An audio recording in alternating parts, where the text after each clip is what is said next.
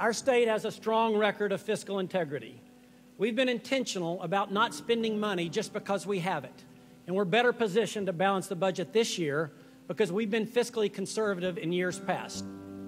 I'd like to recognize a member in this chamber tonight that has played an important role in ensuring that discipline for the past 5 decades. You have spent your life not just telling us how to do it, but showing us how to do it. There was one individual that stood out among all the legislators as somebody who was very modest, somebody who was very dedicated to the principles that he held in his heart, somebody that never wavered, no matter what the odds. The goal of serving Tennessee means working together. He said, and I quote, "The best advice I could give applies to anything in the world. Always tell the truth so that your word is good. If your word is good, people respect that. If your word is not good, you've wasted your most precious asset." Well, ladies and gentlemen, he hasn't wasted that on us. No man loves this state more, and few have done as much. Well, today you have the opportunity to see a true statesman for the state of Tennessee and for this nation. And for that, Senator Henry, we are truly grateful. Thank you. Douglas Henry Jr., the longest-serving member of Tennessee's General Assembly in the state's history, completed his last session this past April after nearly 50 years of public service. To the applause and the accolades of Senate colleagues, Henry marked the end of a remarkable career in the Senate chamber with his wife Lolly at his side. He leaves his beloved state of Tennessee well managed and in good hands, due in no small part to his unrivaled record of legislative achievement. As he once said, there's no greater privilege in the world than being a member of the Tennessee State Senate. Senator Henry has been part of Tennessee's legislative landscape for so long that it's easy to forget how it started. Let's turn back the clock on his half-century career of service and see how it all began. There's an old saying to those who much is given, much is expected. He determined that what he needed to do was devote his life to public service. And he did mean public service to try to make the world a better place.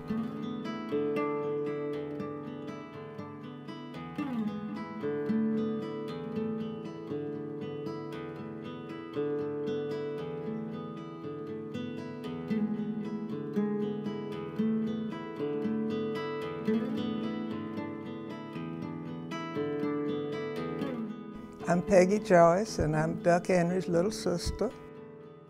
Duck and I grew up in a 3-generation household with my grandparents, my mother and father, and Duck and me. Duck was 4 years older than I am, and wasn't real excited about having a little sister, I don't think. He was a great reader. He liked to read. He liked to pore over his maps. Douglas always wanted to emulate his father and follow the trajectory of his career. Henry Sr. had gone to Vanderbilt, served as an artillery officer in World War I, and been elected as a state senator during the administration of Governor Austin Peay. He wanted to do everything that his father had done. Douglas, too, would complete Officers' Artillery Training School. He went down and signed up for field artillery. And be sent to the Philippines at the end of World War II. Douglas would take a law degree at Vanderbilt. At that time, all these young boys, when you coming out of law school, the thing to do was to run for the legislature. That was just sort of a rite of passage. In 1952, Doug Henry ran for the State House of Representatives. The first time he ran, he went to bed that night thinking he'd won. Waked up the next morning, he'd lost.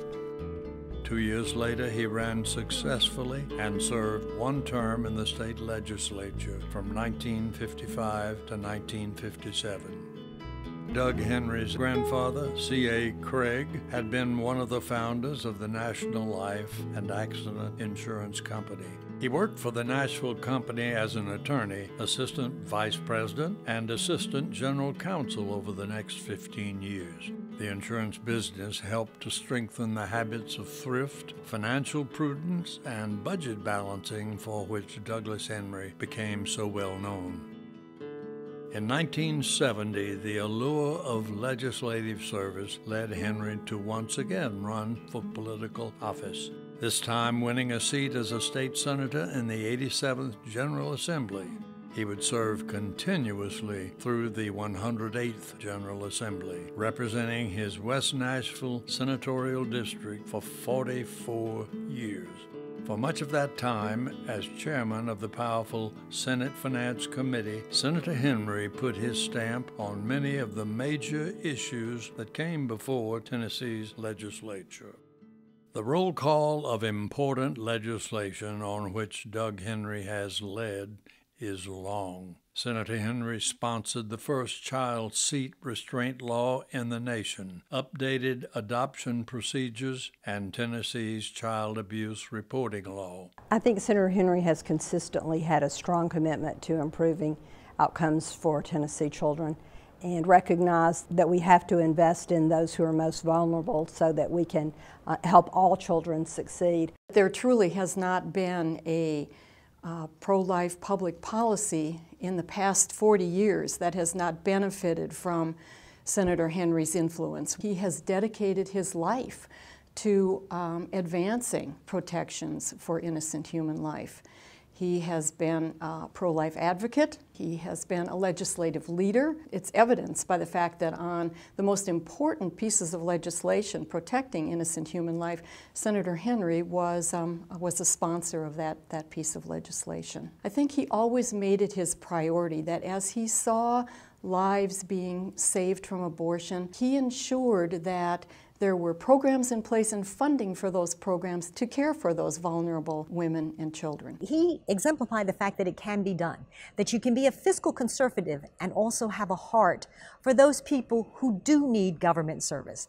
And he understood that there is a limited role for government and we need to perform that government role well. And that's what he did. So when children weren't taken care of, he knew that was the role of the government to do it in an efficient and effective way. Senator Henry was a pioneer in land conservation by establishing Greenways, the Land Trust of Tennessee, and Radnor Lake State Natural Area. He immediately saw the need. He worked with my grandfather, who was an engineer, an architect for the L&N Railroad, and they both at a very early time shared that vision together. He didn't just think about the immediate press release. He thought about how this is going to be sustainable. What kind of taxes, what kind of funds. It's so easy to get an appropriation but then not take care of it. The legends of Radnor Lake, Senator Henry should be right at the top of the list, and an extraordinary group of people, but he's certainly a big part of the glue that made it possible. His leadership in conservatively managing Tennessee's finances helped to create a fully funded state employee pension system, the Rainy Day Fund, and a pay-as-you-go highway building program. This, in turn, led to Tennessee's first ever AAA bond rating by Wall Street credit agencies, a distinction few other states can claim. Senator Henry will always be looked upon by Tennesseans and by history as one of the very key people who made Tennessee what it is today in terms of its financially funded status as a pension plan and its status as a well-run state. Doug was one of our shining examples of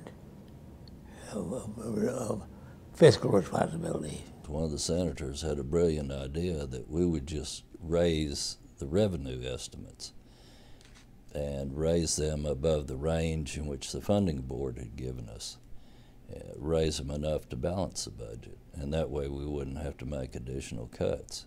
And Senator Henry, of course, voted against that, but it passed and went on to the Senate floor. And he took a piece of paper and wrote on it, he wrote 3 A's on it.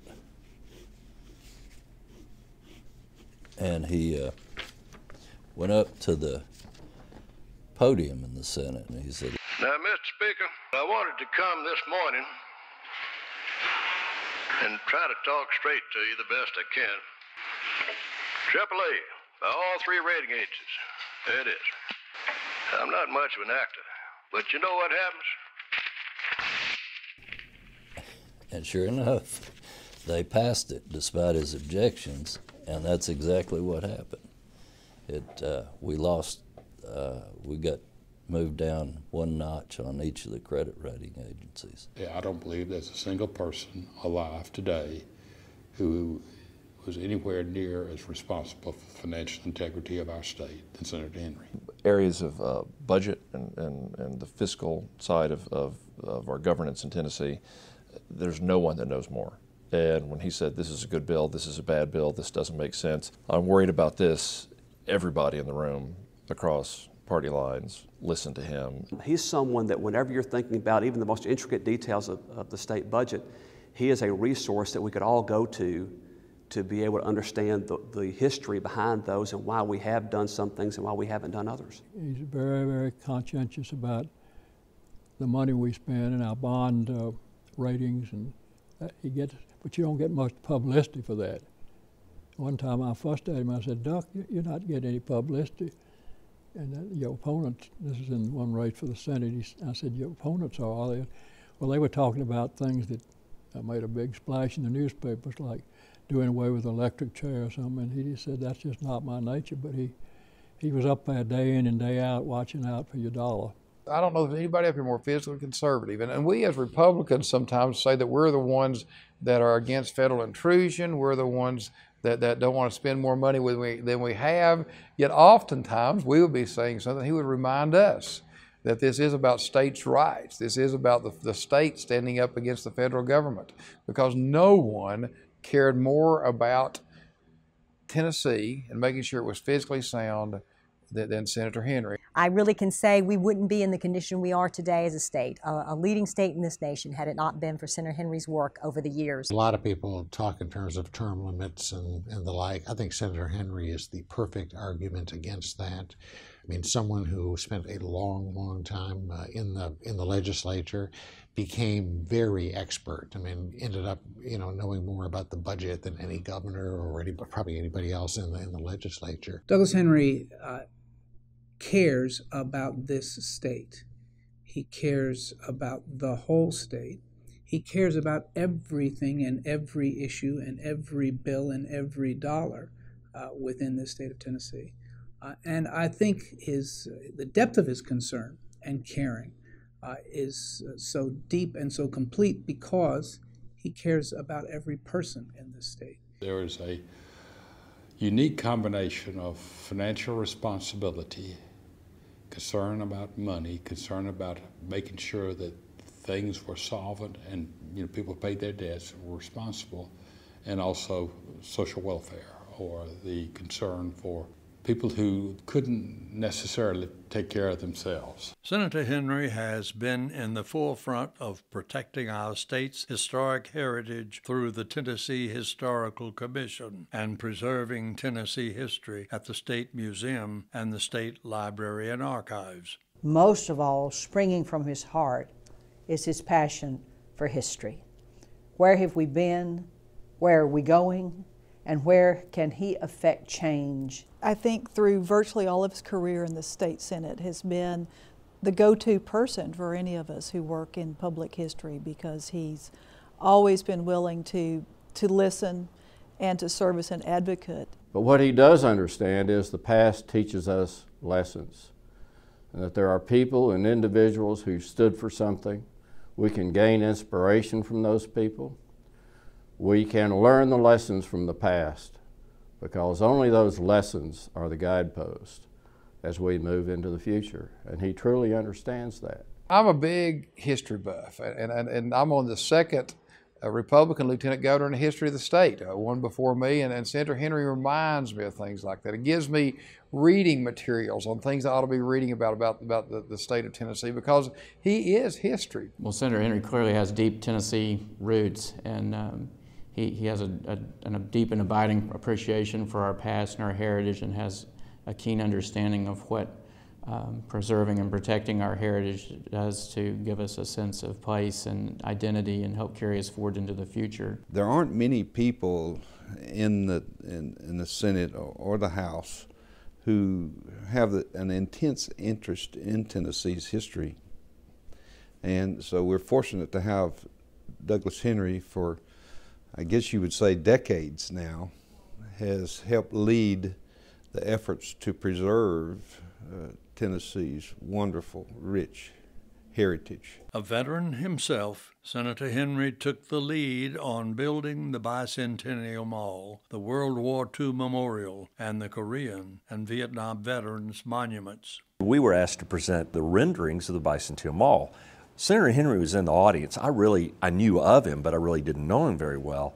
And after we presented the scheme about the land, the people, and the music of Tennessee and how we're going to cover the grand divisions in the design of the park, and at the end, Senator Henry kind of erupted in applause, you know, and 2 or 3 people that I were with, other state officials, said, "Whoa, you don't know how important that is. You've caught the attention of one of the most important senators we have, and a senator that loves Tennessee history like no other. And if he's engaged with the project, that's really a good thing." The War Memorial Plaza, where there are located a state Vietnam Veterans Memorial that he was very helpful in organizing and fundraising, and it was dedicated in the mid-1980s. Following that was a group that came forward and said, "We'd like to do something like that," and they served in the Korean War, of which Senator Henry once again jumped into the issue and helped with fundraising, attending meetings with that group, promoting the memorial. It's located on the War Memorial Plaza today.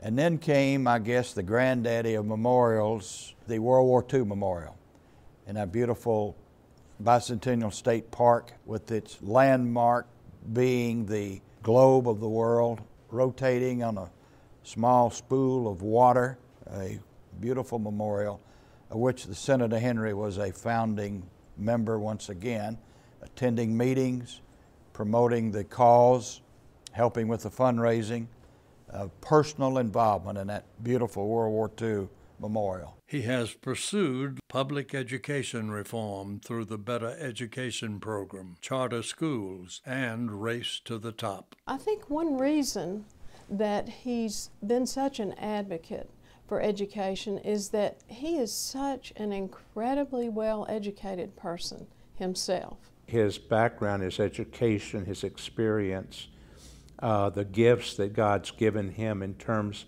of his personality, all of those things he has used very generously for the welfare of others and for the overall good of the state of Tennessee. Senator Henry's main interest was not how many students we graduated and sent to Vanderbilt, Harvard, MTSU, TSU. That was not his primary concern. What he expected from Nashville State and later Nashville State Community College was that we took people that either had no jobs or minimum wage jobs, brought them into our technical programs, gave them the education so they could become part of the middle class. I want the people in my district to move from being paid in change to folding money.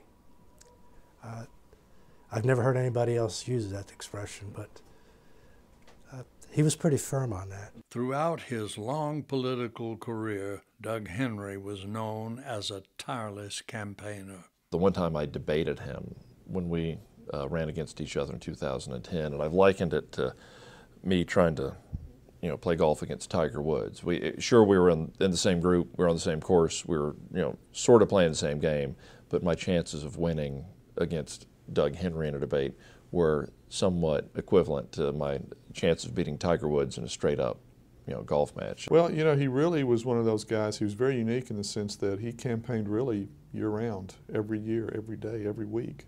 So there were plenty of times when he could have done things that would have made his life easier. that he didn't during the campaigns, because he was always guided by what's best for the state and not himself politically. Despite a statesman-like concern with issues affecting the whole state, Senator Henry never forgot to pay attention to the folks back home in his own district. He rarely missed an event of any sort. The joke was if you invited him to something, he would be there. And he spent a great deal of time visiting with his constituents to make absolutely certain that he knew what was going on with the people of the community and of the state. It was my goal when I was newly elected to attend an event that the senator was not at. And I thought I had him stumped. It was a Friday evening, it was a downpour, and there was a little spaghetti supper at a small elementary school in Sylvan Park.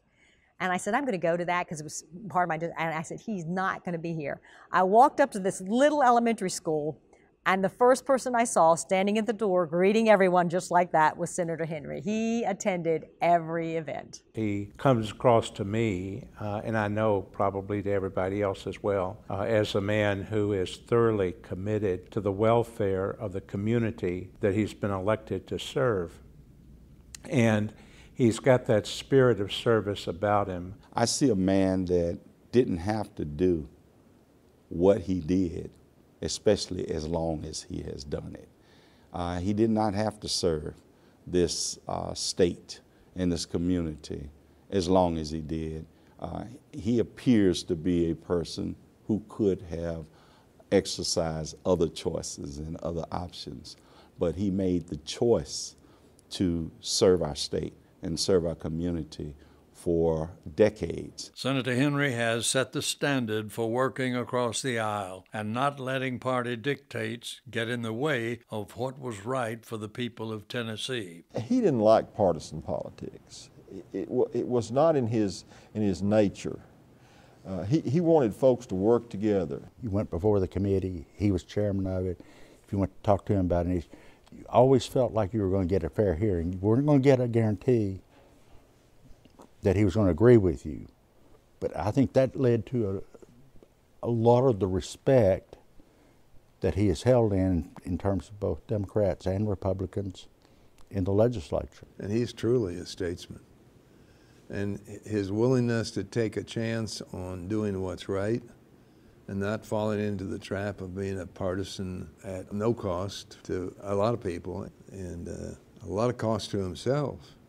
He was willing to take those chances. You know, there'll be some times that we'll get in a real heated, a partisan debate, and he'll stand up and say 2 words, and the whole state Senate either feels bad about what they were doing or a little bit reluctant to say anything else because he just brings that calm. So many times in politics we talk about ethical behavior in politics and what ethical behavior looks like. The senator never had to talk about it. He simply personified his behavior, and all of his actions were always so honorable and such a kind, gracious man to everyone.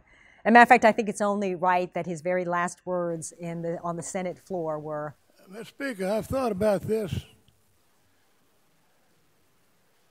You know, the Senate, we have the prayer every morning, and the Senate is very much like a Sunday school. All of you went to Sunday school growing up every week, probably like I did. And I want to leave you with these words that we used to sing every Sunday when we went home. Now Sunday school is over. We are going home. Goodbye, everybody. Be always kind and true. Goodbye, everybody. Be always kind and true. Henry's unfailing good manners and courtesy toward others is legendary and has even gained him the respect of those with whom he disagreed or ran against as opponents. I remember one time he had an opponent and they were going from one meeting to another, and she had left her notes at home. He had offered to give her his notes. This right in the middle of a campaign debate. I never saw him in committee where he really lost his temper or, you know, talk down to anyone. I distinctly remember when I was newly elected, we came to the revolving door down in the Legislative Plaza, and he was quite taken off as to whether he should go first and get that heavy revolving door started for me, a lady, or if he should let me go first into the revolving door. And we came to the conclusion that he went first to get the heavy door going. So that's how seriously he took being a gentleman. He's someone that I would love if my two sons ended up like Senator Henry. Chief among Doug Henry's attributes is that of a devoted family man. He has been husband to his wife of 65 years, Miss Lolly, and father to 6 children and many grandchildren. They, in turn, have supported his public career. What I have done poorly, Mr. Speaker, is my shortcoming. What I have done well, because Lolly made it possible. 64 years, she's stuck it out. I appreciate that, my dear.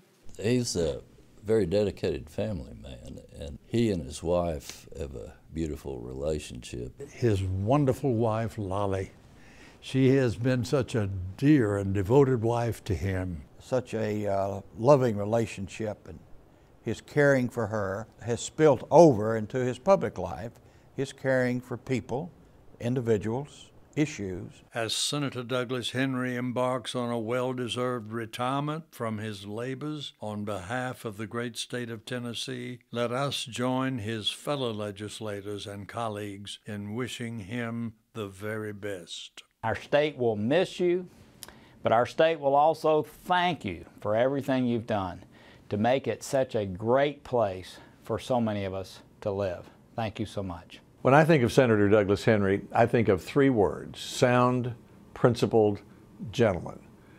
The gentleman part's obvious. I guess I don't know anyone with better manners than Senator Henry. Sound, because he's been at the center over the last half century of helping to make sure that Tennessee had a AAA bond rating, a sound pension system, and 0 road debt, something almost no other state can say. And principled, well, for a whole lot of reasons, but I can tell you one story. I invited him out to the governor's mansion a few years ago, and I said, Doug, you're such a conservative. Why don't you become a Republican? And he looked me squarely in the eye and he said, sir, I could not do that as a matter of principle. So to a sound, principled gentleman, Senator Douglas Henry, thank you for many years of terrific service to our state.